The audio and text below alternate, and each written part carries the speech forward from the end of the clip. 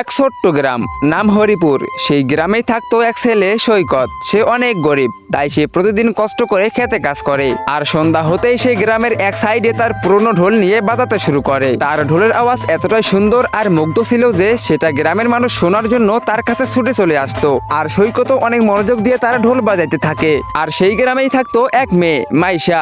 সে একদিন সন্ধ্যাবেলা বাইকে চড়ে বাসায় ফিরতেছিল। আর তখন সে ঢোলের আওয়াজ শুনতেই সেইখানে দাঁড়িয়ে পড়ে আর শুনতে থাকে। সেদিন রাতে মাইশার চোখে ঘুম আসতেছিল না। সে শুধু এদিক ওদিক ঘোরাঘুরি করতেছিল আর ভাবতেছিল এত সুন্দর ঢোল কে বাজাতে পারে। পরের দিন সন্ধ্যাবেলা মাইশা ঢোলের আওয়াজ শোনার জন্য ওই জায়গায় চলে যায় আর তার চোখ বন্ধ করে আওয়াজ শুনতে থাকে। তারপর চুপচাপ মাইশা বাসায় চলে যায়। একদিন সৈকত দেখে ফেলে আর তার কাছে চলে যায় আর তাকে বলে, আপনি দূর থেকে আওয়াজ শুনে আবার চলে যান কেন?